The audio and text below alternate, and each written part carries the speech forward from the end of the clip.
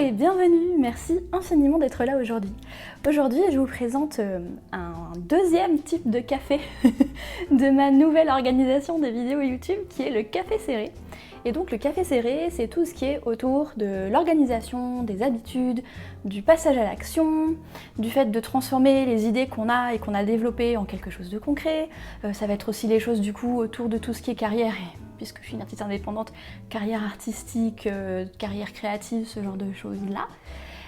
Sachant que, je tiens à le préciser avant d'avancer dans le thème d'aujourd'hui, que ma vision des choses, c'est une organisation entre guillemets slow, une productivité slow, quelque chose qui soit au service de la belle vie qu'on veut avoir, qui soit au service d'être enthousiaste à propos de ce qu'on fait, qui soit au service de vider un petit peu notre charge mentale de manière à avoir du temps pour ce qui compte vraiment pour nous.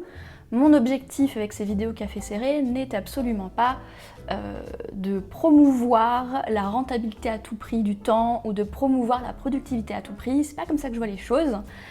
Je pense que j'en ai déjà parlé sur la chaîne de comment je vois le travail, etc. Donc je tenais à le préciser que même ces vidéos café serré, qui sont un petit peu plus punchy, organisées, enfin autour de l'organisation, ne sont pas autour de la productivité à tout prix ou de la rentabilité à tout prix. Et bien évidemment, c'est à vous d'adapter après ce que je vous propose en fonction de votre propre vision de tout ce qui est organisation, passage à l'action, etc. Donc pour en venir au sujet d'aujourd'hui, j'ai envie de vous parler de rapport à l'argent, aussi bien en tant que consommateur ou consommatrice qu'en tant que créateur, créatrice ou salarié, ou en tout cas personne qui a besoin de gagner de l'argent pour vivre. Et parce que j'ai l'impression que c'est quelque chose d'assez important finalement, de réfléchir à comment on voit l'argent, comment on perçoit l'argent, pourquoi on gagne de l'argent, parce que pour moi l'argent c'est un moyen, c'est pas une fin en soi.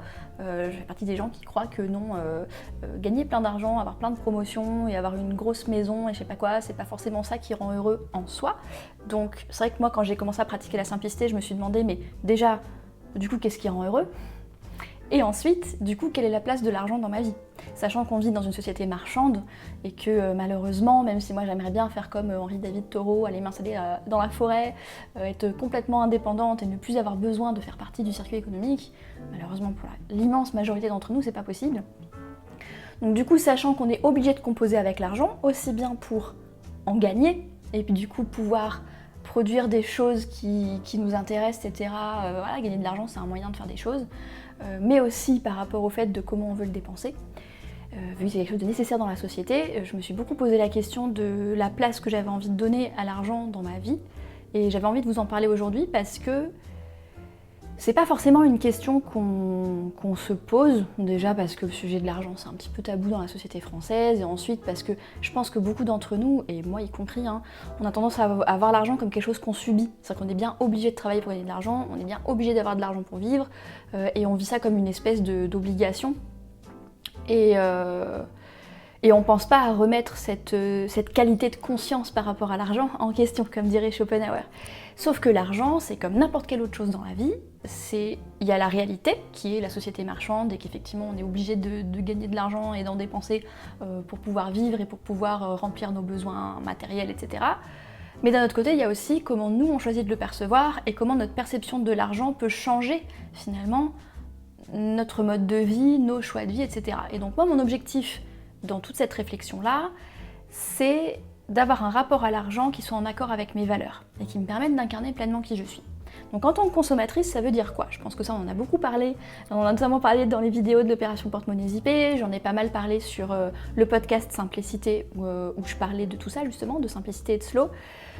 En tant que consommatrice, j'ai commencé à remettre en cause en fait la manière dont je dépense mon argent et ce qu'on nous dit de faire. C'est-à-dire qu'on nous dit, pour être heureux, vous devez avoir une grande maison, une grande voiture, 2 chiens, je sais pas quoi, ou les pubs qui nous disent, pour être confiant, vous devez avoir telle marque de machine à café pour faire comme Georges Clooney, ou évidemment là je schématise énormément, mais ce que je veux dire par là, c'est que si on réfléchit pas, si on ne met pas d'intention sur comment on dépense notre argent, on se retrouve à être hyper influencé par la société, par les pubs ou par notre milieu social aussi, par comment les gens voient et dépensent leur argent autour de nous. Et on remet jamais ça en question. Et on se retrouve à beaucoup subir ça, et même et surtout quand on gagne peu d'argent, c'est d'autant plus important de se demander, ok, là cet argent durement gagné que j'ai, et j'en ai pas tant que ça à disposition, qu'est-ce qui est vraiment important pour moi, qu'est-ce que je veux vraiment en faire, comment est-ce que je peux organiser les choses pour que ça corresponde à mes priorités, etc. Par exemple, dès mes années étudiantes où je gagnais que 300 € par mois, je mettais quand même de l'argent dans de la nourriture bio, j'allais au marché, etc. Parce que pour moi, bien manger, c'était une priorité. Voilà, donc je vais pas forcément parler de comment dépenser de l'argent comme ça, parce qu'on en reparlera, enfin on en parle dans les différentes vidéos opérations porte-monnaie zippé. Un sujet sur lequel je voulais vous parler aujourd'hui en tant qu'artiste, c'est que je me suis rendu compte que, alors on a tous ça, c'est-à-dire qu'on a dans notre tête des prix psychologiques par rapport à ce qu'on est prêt à dépenser pour ceci ou cela. C'est-à-dire que vous prenez une même somme, que ce soit 5 €, 50 €, 500 €, 5000 €, peu importe, on va plus facilement se dire qu'avec cette somme-là, ça c'est pas cher, mais ça c'est inadmissible. Je vais vous donner un exemple à la con, mais dépenser 5 € dans un cocktail, dans un bar, ça paraît pas mal, et puis pour nous autres Parisiens, ça paraît même pas très cher. Par contre, dépenser 5 € pour une baguette de pain, c'est franchement abusé. Vous voyez? Alors, encore une fois, c'est un exemple un petit peu schématique et un petit peu exagéré, mais c'est pour vous donner l'idée que l'argent en lui-même, la somme en elle-même, on lui donne sa valeur en fonction de ce contre quoi on veut l'échanger. C'est ça que j'essaie de dire. Et cet ensemble de croyances-là, cet ensemble de prix psychologiques qu'on a dans notre tête, c'est quelque chose qui est à l'origine inconscient.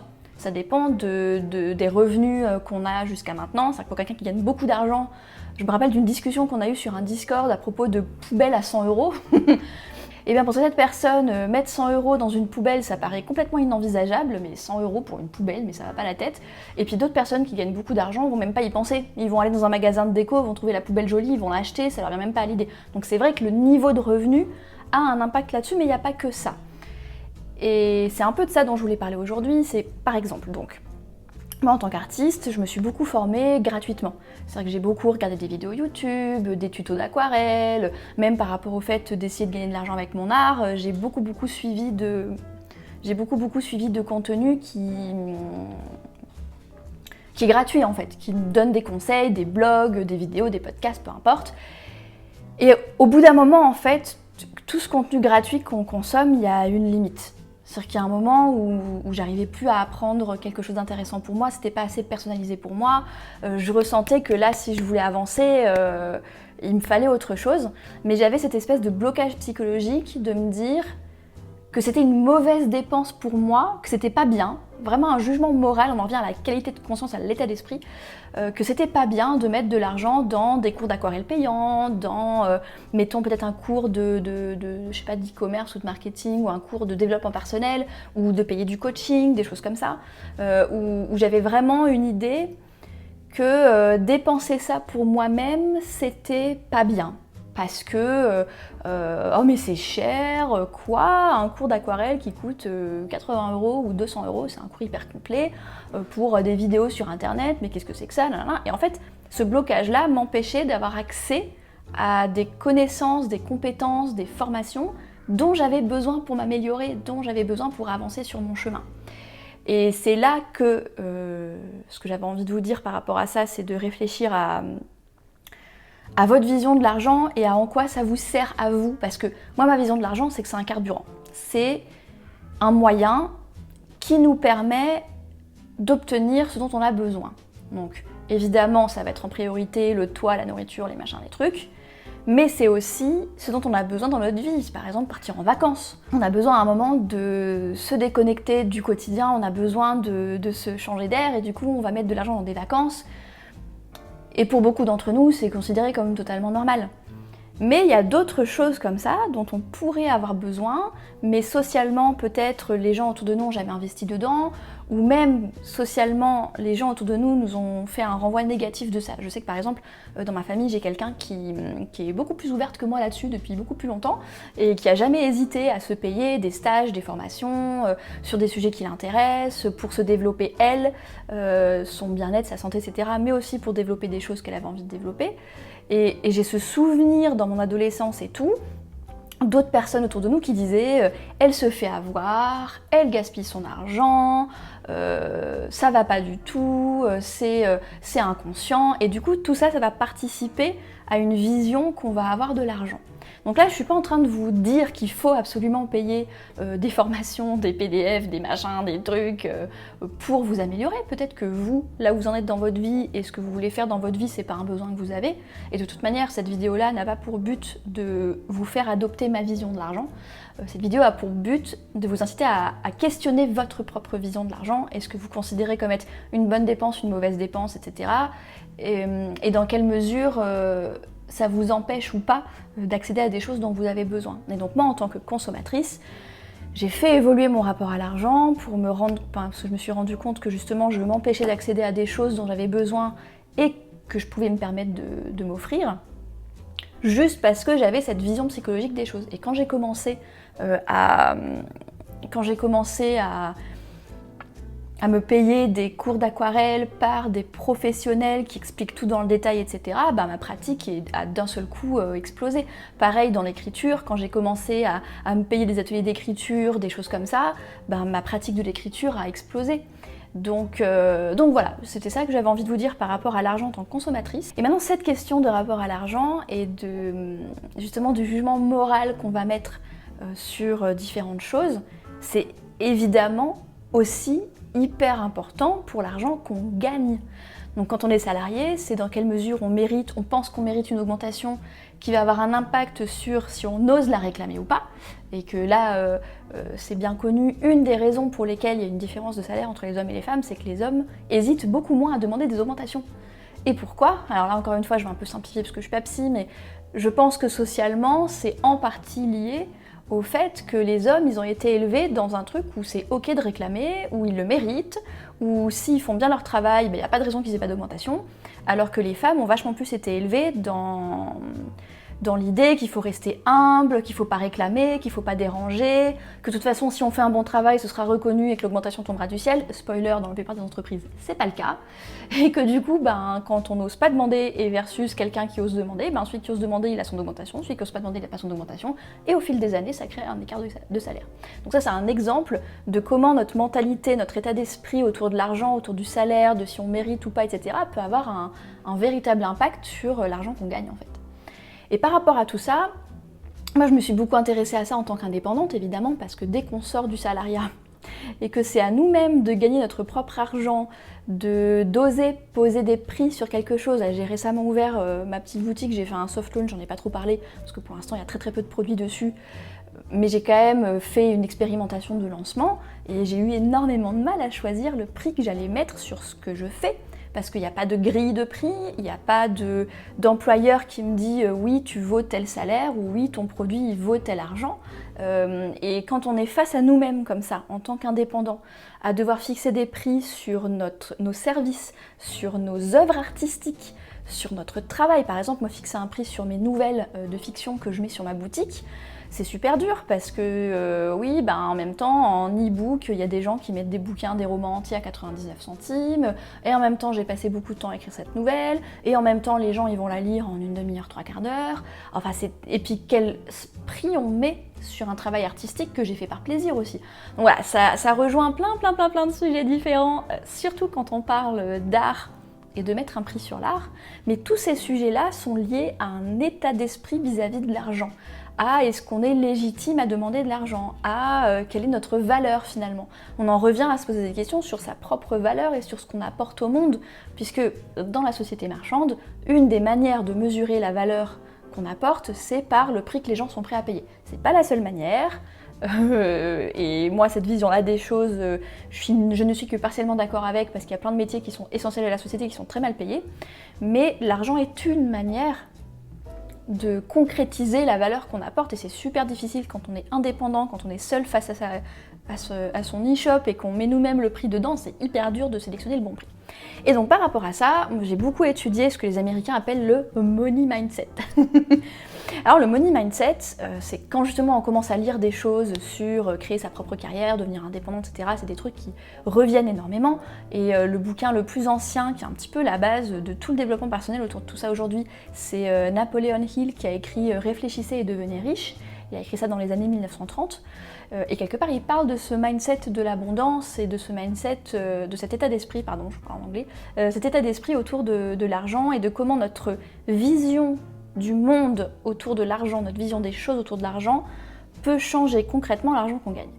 Alors je ne vais pas rentrer dans le détail de tout le money mindset américain. Ce que je voulais vous dire par rapport à ça, vous pouvez vous renseigner si vous voulez chercher money mindset ou abondance mindset, vous allez trouver plein de références qui vous le disent en détail. Ce que je voulais dire par rapport à ça, c'est que ce pourquoi je suis reconnaissante par rapport à cet état d'esprit-là et par rapport à toutes ces ressources autour de cet état d'esprit-là, c'est que ça m'a incité à remettre en question ma vision de l'argent, parce que justement ça dit que finalement l'argent qu'on gagne dépend de ce qu'on pense à propos de l'argent et de ce qu'on pense qu'on vaut et de ce qu'on pense qui est possible par rapport à l'argent, etc. Et donc ça m'a vraiment aidé moi-même à faire le point sur mes croyances par rapport à l'argent, mes croyances sociales, mes croyances familiales. Et on en revient au fait d'élargir le champ des possibles de manière générale, pas seulement vis-à-vis de l'argent. Et donc ça, j'ai trouvé ça très intéressant. Après, ce qui me plaît moins avec le money mindset américain, c'est que oui, il vous incite à changer d'état d'esprit par rapport à l'argent, mais il vous dit quel état d'esprit il faut adopter.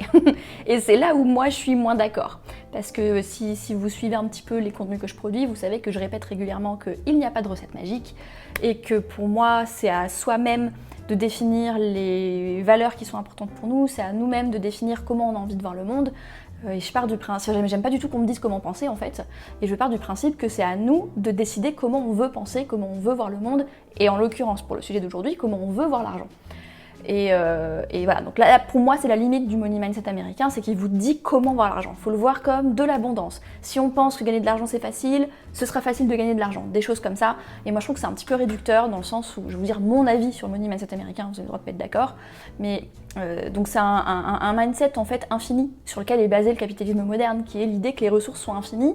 Et que du coup, si on appelle l'abondance, ça va venir de manière infinie, d'un espèce de pot infini dans lequel il y a de la ressource, alors qu'on sait très bien qu'on vit sur une planète qui est finie, que les ressources économiques sont finies, et que non, ce n'est pas infini. Et la deuxième chose, c'est que je trouve que c'est un petit peu trop... Alors on en vient vraiment à mon avis personnel, hein, mais je trouve que c'est un petit peu trop individualisant, ou ça met un peu trop la responsabilité de l'argent qu'on gagne sur l'individu, et je trouve que ça nie énormément les différences sociales en fait, et les inégalités sociales qu'il y a dans la manière de gagner de l'argent, et que par exemple, moi en tant que femme française blanche, de classe moyenne, qui a un nom bien français, etc., bah oui, ça va être beaucoup plus facile de trouver un job, d'être embauchée, d'être prise au sérieux, que les gens me fassent confiance, que si j'étais noire, avec un nom pas français, issue d'une classe hyper populaire, parce qu'il y aurait plein de préjugés, que j'aurais beau aimer dire abondance, abondance, abondance, il y aurait plein de préjugés. C'est la même chose que... Vous savez ce truc de fake it until you make it et dress for the job you want, donc habillez-vous pour le job que vous voulez. Alors oui, si un homme blanc de 30 ans se met en costard et débarque en étant hyper confident, hyper confiant, je pense que ça marchera très bien. Par contre, une femme qui débarque en étant confiante, je peux vous le dire parce que j'ai un caractère assez confiant, on va la traiter de pétasse arrogante, etc. On va pas du tout se dire oh là là, celle-là elle est confiante, je vais avoir confiance en elle. On va plutôt se dire mais pour qu'elle se prend celle-là. Et si en plus vous n'êtes pas blanc par exemple, ou vous n'êtes pas dans cette, on va dire, classe sociale privilégiée, habillez-vous pour le job que vous voulez, ça va pas marcher du tout. Hein. Voilà, donc moi je trouve que c'est ça la limite du money mindset américain, c'est que c'est un petit peu trop simpliste de dire il suffit de vouloir de l'argent pour que l'argent vienne à nous, c'est pas si simple que ça. Mais bref, ça c'était la parenthèse par rapport à ce que je pense de ce truc-là. Donc ce que je trouve intéressant dans le mindset par rapport à l'abondance, c'est que ça nous incite à remettre en question ce qu'on croit à propos de l'argent, et ça je trouve ça très constructif. Il y a plein de choses que j'ai osé faire grâce au fait que j'ai changé ma vision des choses par rapport à l'argent. Par contre, à vous de voir si vous êtes d'accord ou pas avec la vision de l'argent qu'ils vous proposent. Et si justement cette vision américaine du money mindset ne vous convient pas ou ne vous convient pas entièrement, moi ce que je vous invite à faire, c'est à réfléchir à votre propre philosophie de vie par rapport à l'argent, aussi bien en tant que consommateur, consommatrice, qu'en tant que créateur, créatrice, salarié, etc. Comment vous avez envie, au lieu de se laisser en fait influencé par ce que notre société, notre environnement, notre classe sociale, notre éducation nous dit à propos de l'argent, ce que je vous invite à faire, c'est de vous autoriser à remettre ces croyances-là en question et vous autoriser à penser ce que vous avez envie de penser à propos de l'argent et de trouver des pensées qui sont en accord avec vos valeurs. Donc, par exemple, en ce qui me concerne, certaines valeurs que j'ai développées moi-même par rapport à l'argent, et notamment par rapport au fait d'oser vouloir en gagner plus, parce que moi j'avais un gros blocage de croyance, pour vous donner un exemple. J'avais un gros blocage de croyance par rapport au fait d'oser gagner plus d'argent, parce que je gagne déjà bien ma vie, et j'ai plutôt tendance à vouloir qu'il y ait un maximum de justice sociale et à me dire bah moi du coup j'en ai pas forcément besoin de plus, etc. Et c'est quelque chose qui m'empêchait de développer ce que je voulais développer en tant qu'artiste, ou qui m'empêchait d'oser proposer des choses payantes en tant qu'artiste. Et un état d'esprit que j'ai développé qui moi me convient, c'est de me dire que l'argent c'est une source de liberté pour moi. Et que cette liberté me permet de créer de belles choses pour les autres. Donc je n'enlève rien aux autres en gagnant plus d'argent, d'autant que quand je mets des choses à la vente, c'est bien chacun qui décide s'il veut l'acheter ou pas. Donc c'est une proposition, déjà voilà, la première chose c'est que c'est une proposition que je fais, et que si je n'ose pas faire cette proposition, que ce soit un service, un PDF, que ce soit une nouvelle que je propose, un cours d'aquarelle ou quoi, si je ne fais pas cette proposition, bah les gens qui pourraient en bénéficier du coup n'en bénéficient pas. Et vu qu'on vit dans une société marchande, ce sont des propositions que je ne peux pas me permettre de faire gratuitement parce que ça prend du temps de les faire. Donc c'est en gros, soit je prends le temps de le faire, je le mets en payant et je donne l'opportunité aux gens qui ont l'envie et les moyens de venir prendre cette ressource, soit je ne fais rien de tout ça, mais du coup les gens qui auraient pu tirer du bénéfice de ça, ils n'ont pas cette proposition-là à disposition. Et quand je vois, moi je suis quasiment uniquement autodidacte en tant qu'artiste, donc j'ai consommé beaucoup de contenu gratuit et c'est pour ça que je produis beaucoup de contenu gratuit, en podcast, en vidéo, à l'écrit, etc. Mais j'ai aussi énormément évolué grâce à du contenu payant et je suis quand même contente que les artistes à qui j'ai acheté ces cours d'aquarelle, d'écriture, de confiance en soi, de machin comme ça, de créativité, je suis bien contente que ces gens-là aient osé le mettre en ligne parce que moi ça m'a beaucoup apporté. Donc il y a déjà cet état d'esprit-là que j'ai choisi de cultiver, qui est une manière de contribuer. Je contribue avec des contenus gratuits, mais faire payer du travail qui prend plus de temps, etc., c'est une manière de contribuer. Et une autre vision que j'ai développée pour moi-même, c'est que l'argent, c'est donc synonyme de liberté. C'est que ça me permet, je vous parlais au tout début de la vidéo qu'en ce moment, mon objectif, c'est de multiplier les sources de revenus, c'est que ça permet de ne pas dépendre d'un employeur, d'un client, d'un produit, d'un réseau commercial, par exemple, qui serait la source principale de clientèle, et que si le réseau social ne fonctionne plus, n'est plus à la mode, ou si je me retrouve bannie parce qu'ils ont changé les codes, les règles de confidentialité ou les règles de comportement du réseau commercial, hop, d'un seul coup j'ai plus d'argent. En fait, voilà, je ne veux pas dépendre d'une seule source de revenus pour des raisons de liberté, pour pouvoir garder ma liberté de ton, pour pouvoir continuer à produire ce que j'ai envie de produire, à créer en tant qu'artiste ce que j'ai envie de créer. Je veux pas me retrouver à créer des choses de commande pour gagner de l'argent et à contraindre ma créativité pour des raisons financières. Toute cette liberté-là, elle se crée quand on gagne suffisamment d'argent. Donc moi, c'est comme ça que j'ai décidé de voir les choses, et que ça me permet d'avoir une motivation de gagner plus d'argent, qui est une motivation qui me parle, parce que moi, ça me parle pas de gagner plus d'argent pour avoir une plus grande maison, pour avoir un chien, des voitures ou je sais pas quoi, enfin moi, c'est pas un truc dont j'ai particulièrement envie. Et puis ce qui me motive après, c'est que si vraiment un jour je gagne beaucoup d'argent et que je peux faire plein de choses, et de redonner à mon tour. Je pense notamment à un truc que j'aimerais faire si un jour je gagne plein d'argent, c'est de faire des bourses de soutien, de mécénat qui permettent à de jeunes artistes de justement créer leur art, de se former. Voilà, j'ai plein d'idées de choses que je pourrais faire si je gagnais plus d'argent et qui sont beaucoup plus positives et qui sont beaucoup plus en accord avec mes valeurs. Voilà, donc ça c'était un exemple. À vous de définir une philosophie de vie qui vous permet d'être à l'aise avec l'argent, qui vous permet de réfléchir aussi à comment vous avez envie de voir les choses en tant que personne qui gagne de l'argent, en tant que personne qui dépense de l'argent, de manière à vraiment reprendre le contrôle sur vos intentions par rapport à ça et reprendre le contrôle sur comment vous avez choisi de penser à propos de l'argent plutôt que de subir finalement ce qu'on nous dit de penser à propos de l'argent. Voilà, je pense que j'ai dit tout ce que j'avais à dire. Si vous avez des questions, des commentaires, quoi que ce soit, comme d'habitude, vous pouvez en faire bénéficier les autres spectateurs et spectatrices en laissant un commentaire sous la vidéo. Vous pouvez venir me voir sur les réseaux commerciaux où je suis Floryteller. Vous pouvez m'envoyer un mail sur hello@floryteller.com. En attendant, je vous remercie infiniment de m'avoir écouté jusqu'au bout sur ce sujet un petit peu particulier pour ce premier café serré. Et je vous souhaite une très très belle journée. Prenez bien soin de vous. Merci de m'avoir consacré votre temps et votre énergie. Et à la prochaine.